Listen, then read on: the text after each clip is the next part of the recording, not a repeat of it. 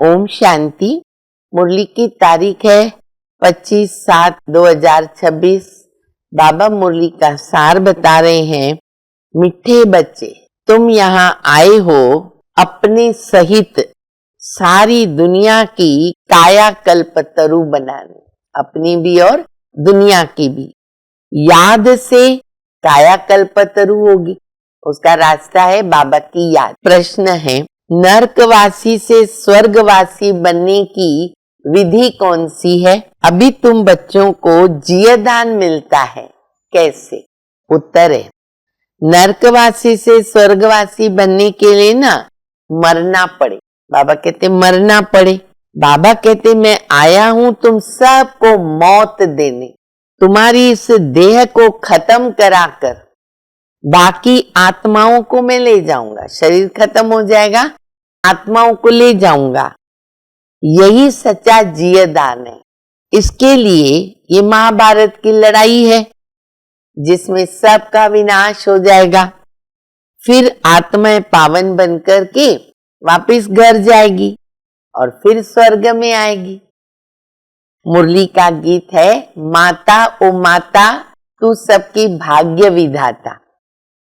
मम्मा की महिमा का ये विशेष गीत है। तो गीत के अंतर्गत ही बाबा कहते हैं कि बच्चों ने जगत अम्बा की महिमा सुनी। बहुत अच्छा, आगे भी बहुत महिमा अच्छे शब्दों में है।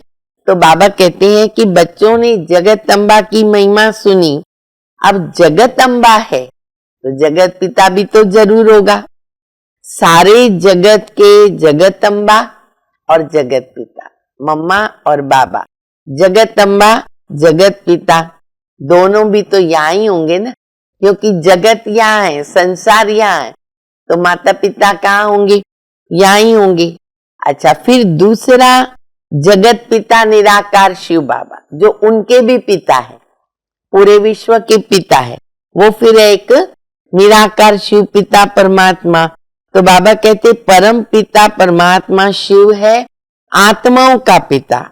और यहाँ फिर साकारी मनुष्य आत्माओं का प्रजापिता जगत पिता है, वो है ब्रह्मा बाबा। तो एक बाप है और दूसरा दादा, बाप दादा कंबाइंड है।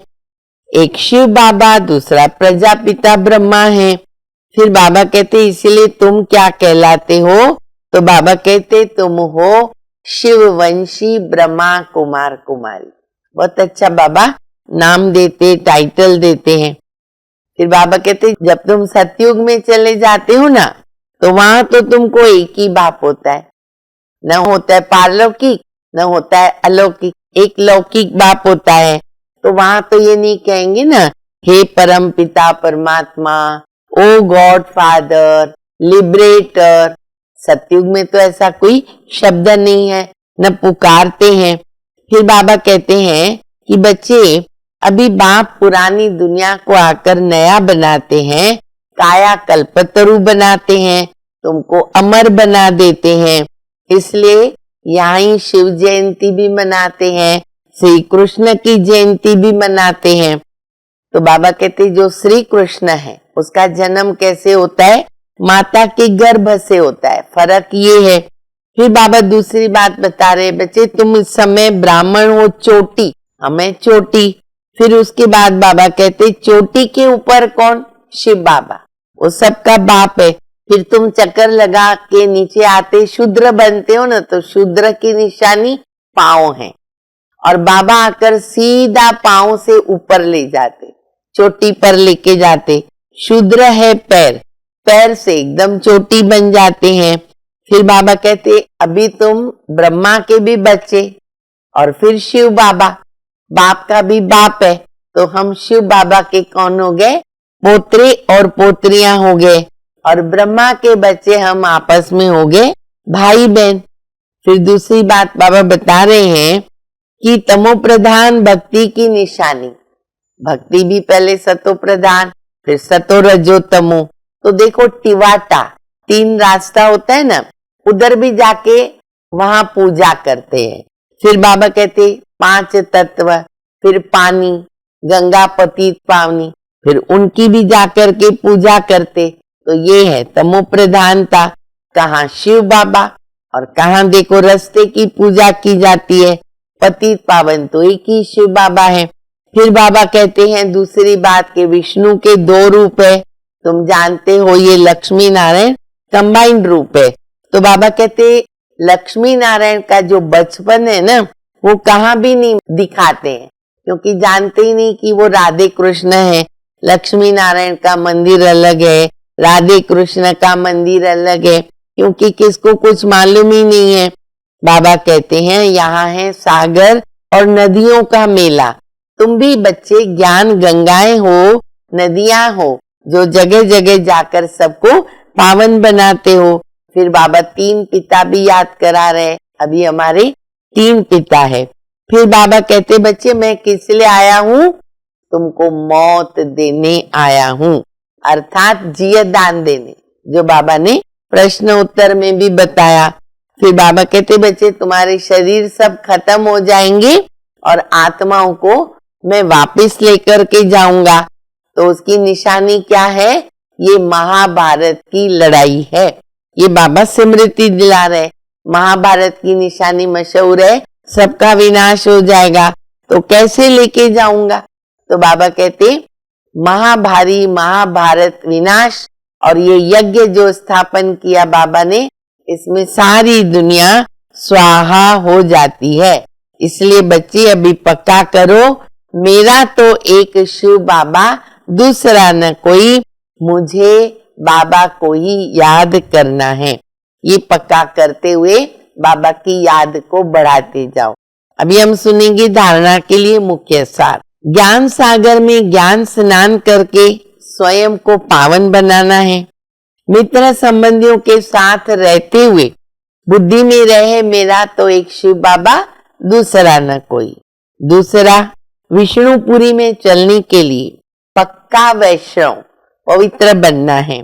नरक से जीते जी मरकर बुद्धि योग स्वर्ग में लगाना है। वरदान है एक लगन, एक भरोसा, एक रस अवस्था के द्वारा सदा निर्विघ्न बनने वाले निवारण स्वरूप भव। सदा एक बाप की लगन, बाप के कर्तव्य की लगन में ऐसे मगन रहो जो संसार में कोई भी वस्तु या व्यक्ति है भी ये अनुभव ही न हो। ऐसे एक लगन, एक भरोसे, एक रस अवस्था में रहने वाले बच्चे सदा निर्विघ्न बनकर चढ़ती कला का अनुभव करते हैं। वे कारण को परिवर्तन कर निवारण रूप बना देते हैं। कारण को देखकर कमजोर नहीं बनते, निवारण स्वरूप बन जाते हैं। स्लोगन है प्रशंसा के आधार पर प्रसन्नता ये अल्पकाल की रहती है। कोई हमारी प्रशंसा करे, हम खुश हो गए, तो कल वो ग्लानि भी करेंगे, तो वो अल्पकाल की हो गई। अव्यक्त इशारा, ज्वाला स्वरूप स्थिति में रहकर शक्तिशाली याद का अनुभव करो। ज्वाला स्वरूप की स्थिति का अनुभव करने के लिए निरंतर याद की ज्वाला प्रज्वलित रहे। इसकी सहज विधि है सदा अपने को सारथी और साक्षी समझकर चलो। आत्मा इस रथ की सारथी है। ये स्मृति स्वतः ही इस रथ यानी देह से व किसी भी प्रकार के देह भान से न्यारा बना देती है। स्वयं को सारथी समझने से सर्व कर्म इंद्रियां अपने कंट्रोल में रहती है।